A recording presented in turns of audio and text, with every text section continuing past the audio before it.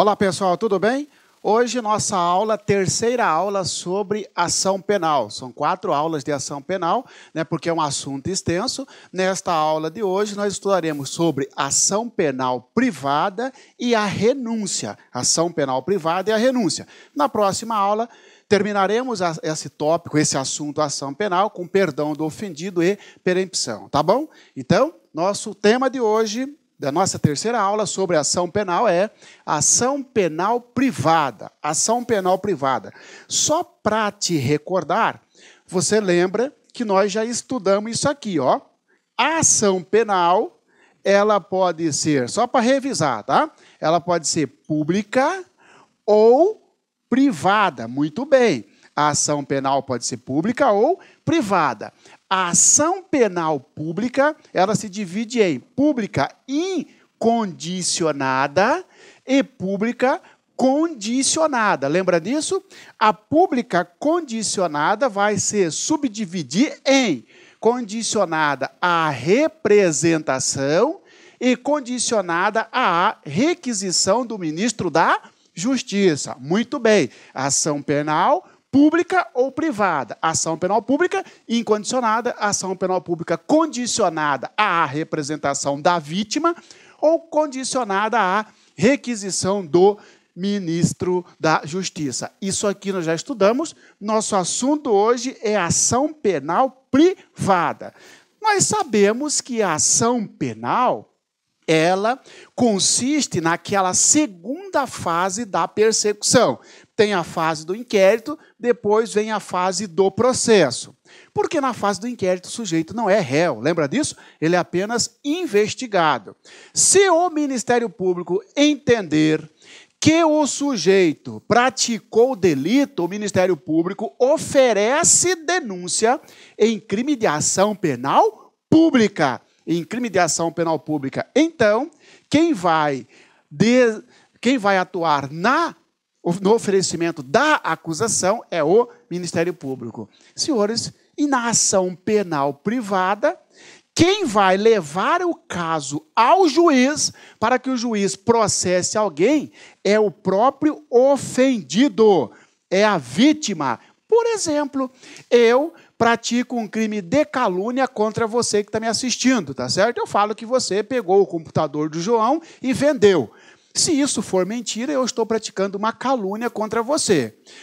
Tá? O CPP fala que cabe a você, em crime de calúnia, tá certo? O Código Penal, melhor dizendo, diz que cabe a você, em crime de calúnia, cabe ao ofendido acusar o sujeito. Esta acusação é através de um instrumento chamado queixa-crime.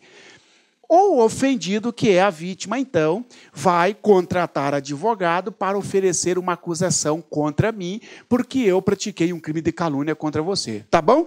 Professor, então, no crime de calúnia, melhor, na ação penal privada, o Ministério Público não é o acusador, né? Não é acusador. O Ministério Público, ele funciona como fiscal da lei. Só vai ficar de olho.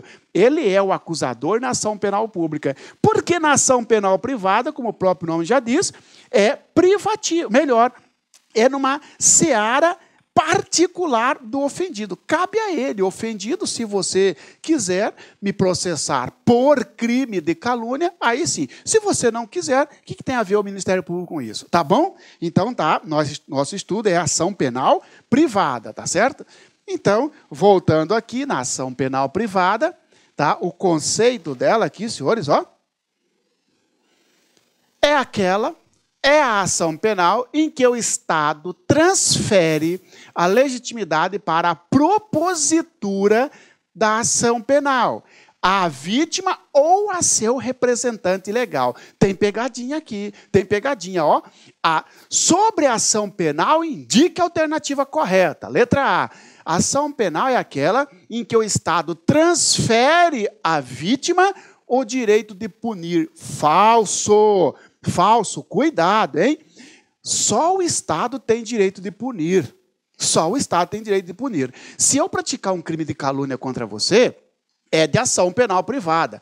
Mas não significa que o Estado está falando para você, pode punir o Marciano, então você pode contratar pessoas para me açoitar, porque pode punir o Marciano, ou então você prende eu na sua casa. Não, o Estado não transfere o direito de punir para o ofendido. O Estado transfere o direito de acusar, que era do Ministério Público, que é do Ministério Público na ação penal pública, e passa para o ofendido na ação penal privada. Então, cuidado. Letra A. A ação penal privada é aquela em que o Estado transfere o direito de punir ao ofendido ou ao seu representante legal. Falso. O correto é, a ação penal privada é aquela em que o Estado transfere o direito da iniciativa da ação. Ou seja, cabe a você, é iniciativa seu, me acusar ou não. Se você não pretende me acusar, acabou. É aquela em que o Estado transfere a legitimidade para a propositura, para entrar, para propor a ação penal à vítima. Transfere a propositura da ação penal para a vítima ou para o seu representante legal. Tranquilo? Beleza? Sendo que esta função, lá na ação penal pública, é do Ministério Público e na ação penal privada é do sujeito. Mas, professor, quando se fala isso, me explica o seguinte, ó, aqui tem um inquérito policial, depois vem o processo, professor. Onde que a vítima entra aqui nessa fase? A vítima, por exemplo, eu caluniei você, você procurou a delegacia. Você já não exerceu o direito de ação quando foi lá na delegacia registrar boletim de ocorrência para iniciar o inquérito ou o termo circunstanciado? Não. Não, porque na delegacia você não foi fazer a acusação. Você foi levar um fato, você foi registrar um boletim de ocorrência, você foi levar uma notícia crime. O que, se você quiser que o Marciano vire réu, vire, nesse caso, querelado, você tem que oferecer uma acusação perante o juiz e não perante o delegado. E esta acusação chama-se queixa-crime. É aqui sim que estamos falando de ação penal, porque é a segunda fase, tá bom? A ação penal, ela é regida, a ação penal privada, ela é regida pelos seguintes princípios. Você viu que a ação penal pública tem os princípios dela, né? Já a ação penal privada também tem seus princípios. Olha aqui, ó. Princípio da oportunidade. Princípio da oportunidade. Lá na ação penal pública é princípio da obrigatoriedade. Na ação penal privada não tem o princípio da obrigatoriedade. A obrigatoriedade sai fora e entra o princípio da oportunidade. Cabe, significa dizer o quê? Que cabe à vítima, cabe ao ofendido decidir se é oportuno ou não acusar o agressor, acusar o sujeito que praticou o crime contra ela. Por exemplo, pratiquei uma calúnia contra você. Você pensa, quer saber? Não vou mexer com isso. Ah, mas está todo mundo sabendo, até o promotor diz, problema dele. É você que vai verificar se é oportuno ou não. O Estado fala, estou transferindo para você o direito de acusar. Se você quiser acusar, acusa. Se não, você não é obrigado. Sobre a ação penal, indique a alternativa correta. Letra A. Constitui princípio da ação penal privada o princípio da obrigatoriedade. Falso. Porque se fosse verdade, você, vítima, estaria obrigado a acusar o sujeito que praticou um crime contra você. E você não está obrigado. Você acusa se você quiser. Quem está obrigado é o Ministério Público. Porque lá, na ação penal pública, vigora o princípio da obrigatoriedade. Na ação penal privada, vigora o princípio da oportunidade, que significa dizer, para fechar, que compete à vítima, cabe à vítima analisar se é oportuno ou não entrar com ação, entrar com uma acusação contra o sujeito que praticou o crime contra a vítima, ok? Princípio da disponibilidade. Princípio da disponibilidade significa dizer que a vítima, mesmo depois de iniciado o processo, pode dele desistir. A vítima pode, mesmo iniciado o processo, desistir de continuar com esse processo. Vai disponibilidade, dispor, abrir mão. Não quero mais saber disso. Por exemplo, pratiquei um crime de calúnia contra você. Você contratou advogado, está me processando. O processo está em andamento. Chega no meio do processo e fala, quer saber? Esse processo só está me dando dor de cabeça. Não quero mais mexer com isso. Eu vou desistir. Pode? Pode, porque você pode dispor e abrir mão. Você está abrindo mão de continuar com o processo. É um direito seu. Da mesma forma que você não é obrigado a dar início ao processo, você verifica se é oportuno ou não iniciar o processo, você também analisa se é oportuno ou não continuar com o processo. Só que, olha só, quando você não quer entrar com a ação penal, você está aqui no princípio da oportunidade. Agora, você deu início, você quer desistir da ação penal, você está amparado pelo princípio da disponibilidade. Cuidado, hein? Este princípio também não pode ser aplicado ao Ministério Público. Imagina que você é um promotor de justiça e entrou com uma denúncia contra o Marciano. No meio do processo, você, promotor de justiça, falou assim, eu vou desistir desse processo. Não pode, porque a ação penal pública, ela é indisponível. O que é disponível é a ação penal privada. Professor, estou lembrando também que o inquérito policial é indisponível, né? Isso, tá certo? Lembra que o inquérito também é indisponível. Aí não interessa se dentro da ação penal, se o crime é de ação penal pública ou ação penal privada. Não interessa. O inquérito é sempre indisponível. Agora, a ação, ela pode ser indisponível ou disponível. Se for ação penal pública, indisponível. Se for ação penal privada, disponível, porque é um princípio da disponibilidade. Por exemplo, pessoal, aqui entra o perdão do ofendido, que é, inclusive, matéria da nossa quarta aula. Princípio da indivisibilidade. Princípio da indivisibilidade significa o quê? Que se existirem dois ou mais autores do crime, a vítima ou denuncia ou acusa todos, porque denunciar é só o Ministério Público, ou acusa todos, ou não acusa ninguém. Por exemplo, olha só, tá certo? E o professor Luiz praticamos um crime de calúnia contra você, tá bom? Eu, professor Luiz, praticamos um crime de calúnia contra você, tá certo? Você fala assim, não, o Luiz eu não vou processar, agora o Marciano eu vou. Não pode. Ou você processa os dois, ou não processa ninguém, porque você não pode dividir, é indivisível a ação penal privada. Você não pode escolher, não.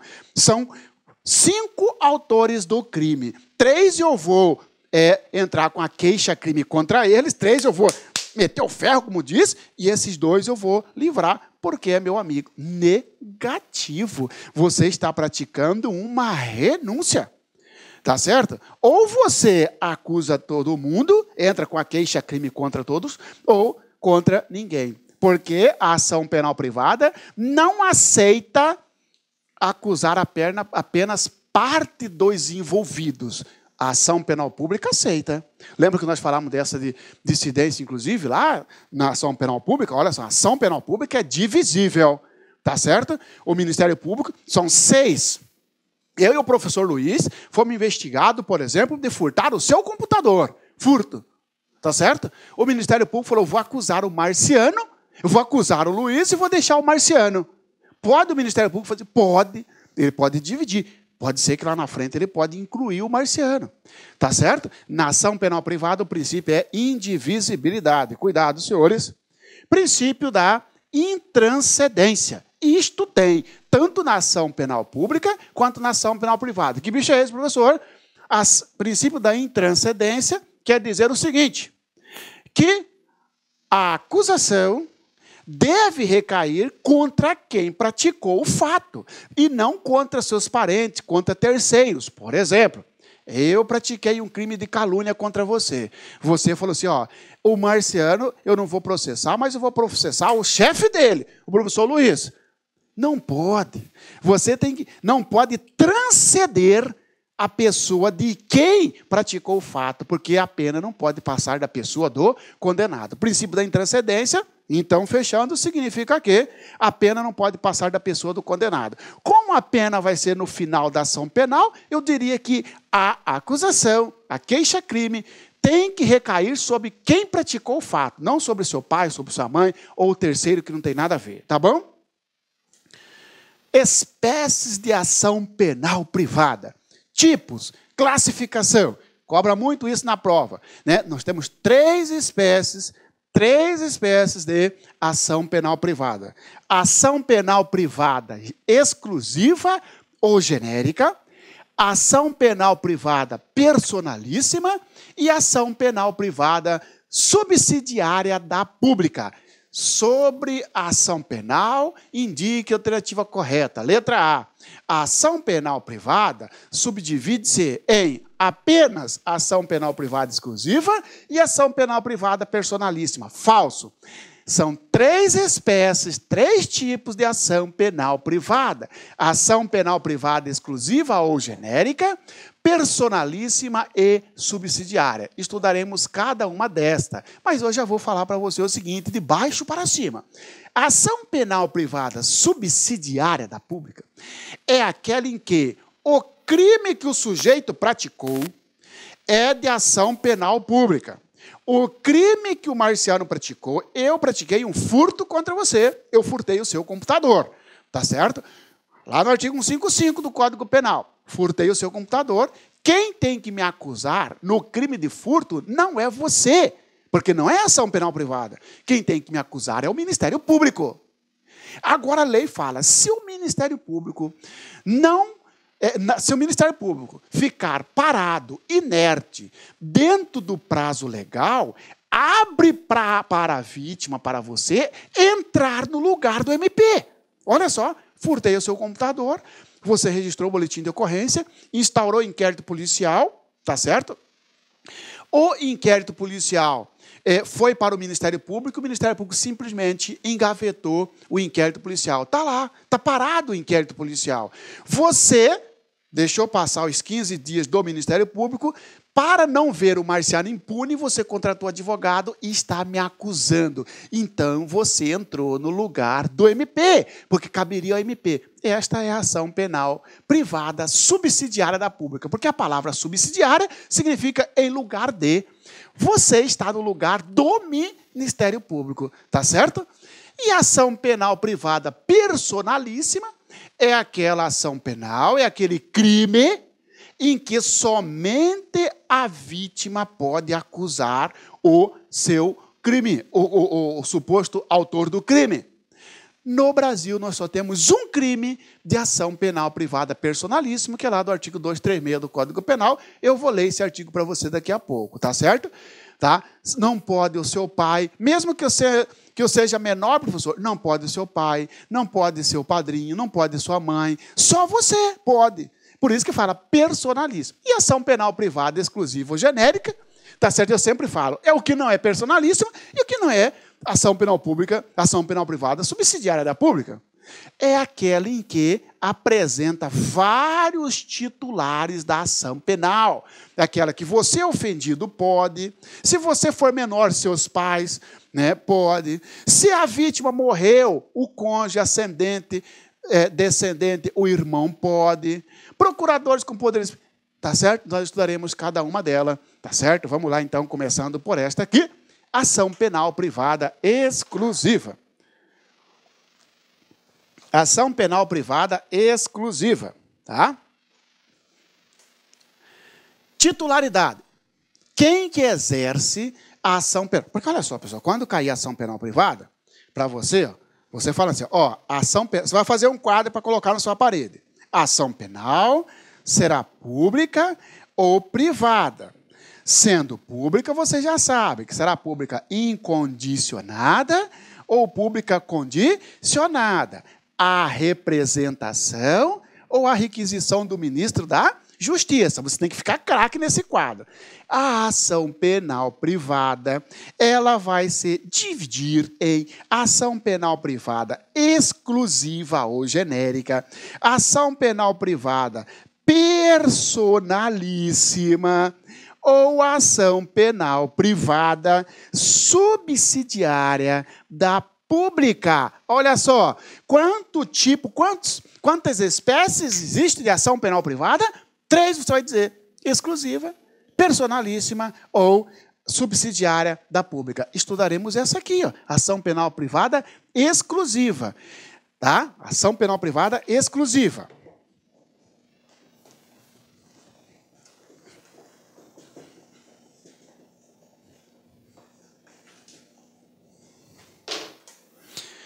Titularidade. Ação penal privada exclusiva tem como titularidade. O que é isso? Titularidade. Quem que pode mover a ação? Quem que pode acusar o sujeito? Tá certo? Quem pode acusar o sujeito é o ofendido, ou seja, a vítima, quando for maior de 18 anos e portador de capacidade mental. Por exemplo, eu caluniei você, você tem 19 anos de idade, você então é maior de 18. Cabe a você me processar, porque você é o titular do direito de agir. Você é o titular para me acusar, o direito é seu. Se você não quer me acusar, o que tem a ver seu pai e sua mãe com isso? Você tem que processar o marciano, vai dizer seu pai para você. Sua mãe, você não vai processar esse sujeito? Você, não, mãe, não, pai, mas eu vou. Não, o seu pai e a sua mãe não têm a titularidade porque você, o ofendido, já é maior de idade. Então, cabe a você exercer o direito de agir, o direito de ação. Titularidade, então, ao ofendido quando ele for maior de 18 anos e portador de capacidade mental. Porque, às vezes, o cara tem 30 anos e é deficiente mental. Aí ele é incapaz para processar alguém, aí o representante legal dele vai entrar, o curador. Representante legal do ofendido. Isso aqui quando o sujeito for incapaz, seja porque é menor de 18 ou porque é maior de 18, mas deficiente mental, por exemplo. Imagina que eu pratico uma calúnia contra uma vítima de 17 anos. A vítima não pode, ela não tem titularidade. Tá certo? Porque só pode exercer o processo, só tem capacidade processual quem o maior de 18 para cima. Neste caso, o seu representante legal, o pai, a mãe da vítima de 17 anos vai entrar com ação contra mim, porque são os titulares. Legitimidade concorrente. Eu já falei para você, quando eu estudei representação, que isto aqui não existe mais. Ó. A legitimidade concorrente era aquela que o sujeito era maior de 18 e menor de 21. Tanto ele quanto os pais deles podiam. Por exemplo, imagina que você, com 20 anos de idade, eu pratiquei um crime de calúnia contra você, você não quis me processar. O seu pai podia, a sua mãe podia, porque era concorrente. Com o Código Civil de 2002, acabou isso aqui. Então, isso aqui, se cair na prova para você, sobre ação penal, indica a tratativa correta. Caso o ofendido seja menor de 21 e maior de 18, poderá exercer o direito da ação a vítima ou seu representante legal. Você vai dizer falso, porque a maioria da doutrina não aceita mais isso, porque o Código Civil fala, para aí, o cara atingiu 18 anos, ele já é capaz. Tem que ver o pai dele e a mãe dele, tá certo? Cuidado com isso. Então, isso aqui eu coloquei só para chamar a sua atenção, não está valendo mais. Pessoa jurídica. Imagina que você tem uma empresa e eu pratico uma difamação contra a sua empresa. Tá certo? Quem que vai exercer o direito de acusar o marciano? Quem que é o titular? Está aqui. Ó. Quem o ato constitutivo, estatuto ou contrato social designar, indicar. ou no silêncio pelos diretores ou sócios gerentes. A sua empresa foi criada e lá tem uma cláusula dizendo que o sócio fulano de tal é que vai representar a empresa para todos os atos. Então, cabe a esse sócio, cabe a esse diretor, cabe a esse administrador exercer a titularidade. Ele que vai lá na justiça, ele que vai na audiência, ele que vai me acusar através de um advogado, tá certo? Morte ou ausência, tá? Morte da vítima ou ausência, desde que essa ausência seja decretada judicialmente do ofendido. Morte do ofendido ou ausência do ofendido. Olha só, pratiquei um crime de calúnia contra o sujeito morreu. Ora, quem que tem o direito de exercer a ação penal privada exclusiva, a titularidade?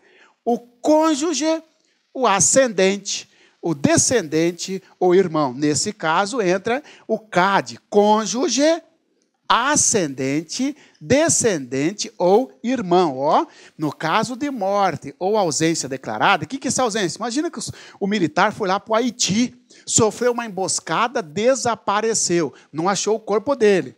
O juiz aqui no Brasil vai declarar a ausência, como se fosse uma morte presumida, né?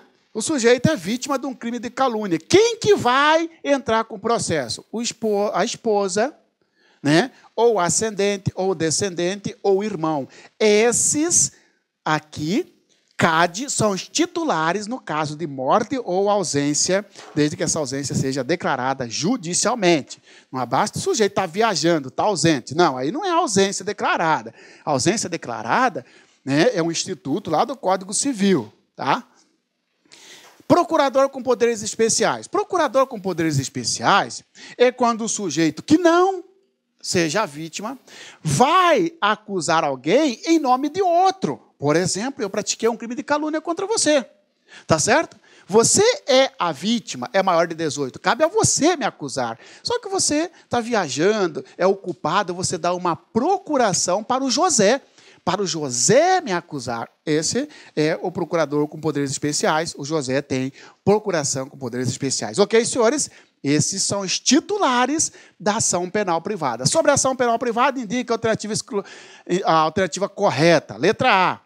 Constitui titulares da ação penal privada exclusiva o ofendido, seu representante legal, o CAD e o Ministério Público. Falso Ministério Público. Você viu o Ministério Público entrar aqui? Não. Você viu o Ministro da Justiça entrar aqui? Não. Você viu o Secretário de Segurança Pública entrar aqui? Não. São apenas esses os titulares. Essa é a ação penal privada exclusiva.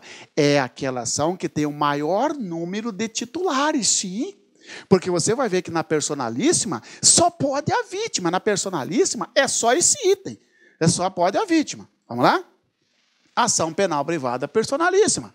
É aquela em que somente o ofendido poderá propor a queixa. É aquela em que somente o ofendido poderá mover a ação contra alguém. É aquela em que tem como titular apenas o ofendido. Tá certo? Olha que interessante. Se eu caluniar você, e se você tiver 17 anos, pode o seu pai, pode a sua mãe, tá certo? Porque na ação penal privada exclusiva, que não é esta, é a outra de cima, que é a anterior, né, ou genérica, tem um maior número de titulares, pode o representante legal. Na ação penal privada personalíssima, não pode nem o representante legal. Imagina que o sujeito, com 17 anos, sofreu um crime de ação penal privada personalíssima. Só ele pode. Como ele tem 17 anos, ele tem que esperar completar os 18 para ele entrar com o processo, já que antes dos 18 ele não tem capacidade processual. Só tem um crime que é do artigo 236, o único crime no Brasil que é de ação penal privada personalíssima é este 236 que diz, ó, do Código Penal. Contrair casamento induzindo em erro essencial outro contraente, ou ocultando-lhe impedimento que não seja casamento anterior. Pena, detenção de 6 meses a 2 anos. Isso aqui, por exemplo, né? Contrair casamento enganando o outro. Por exemplo, o sujeito tem uma doença grave, esconde essa doença grave do contraente. O sujeito esconde da mulher, tá certo? Ela descobre depois. Imagina os senhores que ela tenha 17 anos. O pai dela vai ficar enfurecido. E ela não quer processar o sujeito. Mas o pai quer. Não vai ter processo. Porque este crime que o marido dela praticou é o 236. Porque ocultou um impedimento que, se ela soubesse, ela não teria casado. Só que vem o próprio Código Penal e fala o seguinte: a ação penal depende de queixa do contraente enganado. E não pode ser intentada, ou seja, não pode ser proposta, senão depois de transitar em julgado a sentença que, por motivo de erro ou impedimento, anule o casamento. Está dizendo o seguinte: opa, essa mulher que casou com um sujeito que tinha uma doença grave e escondeu dela, vai ter que entrar com um pedido lá no juízo de família para anular o casamento. A hora que anular o casamento, ela tem 6 meses para mover o processo. Se ela não tiver 18 anos, não pode mover o processo na área criminal, porque não pode o pai e não pode a mãe, porque é personalíssima, tá certo? Quando ela completar 18 anos, aí sim ela pode, tá bom?